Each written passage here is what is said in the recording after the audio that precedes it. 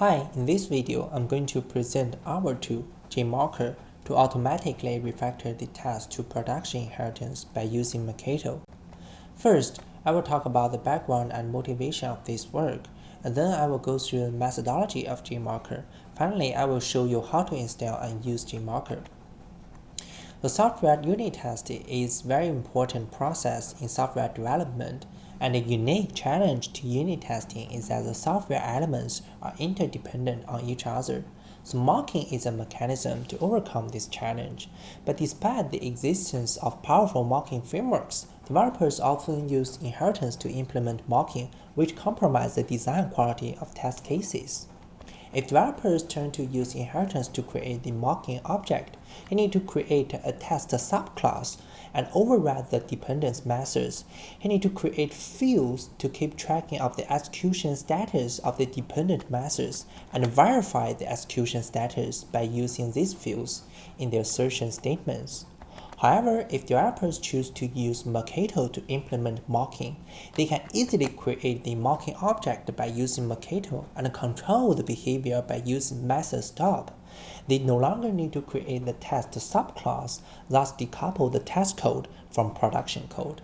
And developers can directly verify the execution status of the mocking object to make test condition more explicit and improve the test design by enforcing AAA test design pattern. And you can find the detailed description of this motivation example in our paper. So how to transfer inheritance mocking to Mockito mocking? You can use our tool, JMocker. So JMocker can automatically detect the test to production inheritance and refactor it by using Mockito. So JMocker works in two stages.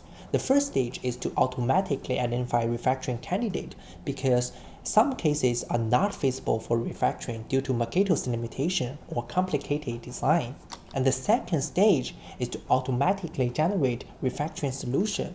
The automated refactoring can be formalized as a conversion from the left side to the right side. And left side stands for the refactoring candidate, and the original attribute and constructors will be translated to the construction of the mocking object in the refactor test case.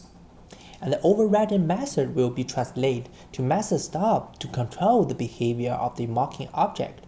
And all the reference to the test subclass will be refactored to the reference to the mocking object. Next, I will talk about how to install and use JMocker. So JMocker is an Eclipse plugin. You can install JMocker by providing the JMocker Git repository to the Eclipse. Next, I'm going to show you an example to illustrate how to use JMocker. This example is selected from Jackrabbit, an open source project that you can find on GitHub.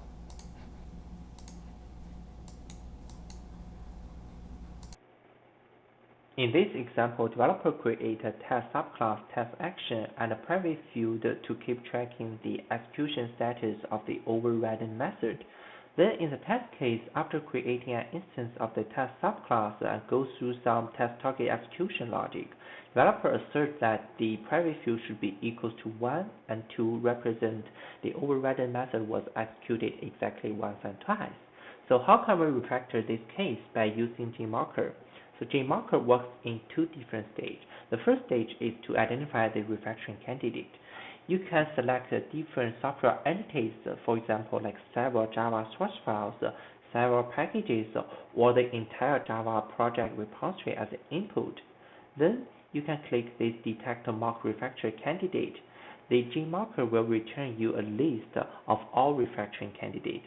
In this particular example, we will just use this Java source file as the input. So this is a refactoring candidate. Then in the second step, developer can select any refactoring candidates to preview or implement the refactoring. If developers choose to preview the refactoring, they can select any affected Java source files to start the preview procedure. You can see the change will show in a different view. The left side is the code before refactoring, and the right side is the code after refactoring. You can see here, after the refactoring, JMocker completely removed the test subclass, and in the test case, JMocker used a spy instance to replace the original test subclass instance. And JMocker used Mockito verify to replace the original assertion statements to directly verify the behavior of this on-password change method to make test logic more explicit. After previewing the refactoring, you can click the Start Refactor and to implement the refactoring. So this is the procedure of how to install and use JMocker. Thanks for watching. If you have any questions or comments, please feel free to post it in the JMocker GitHub.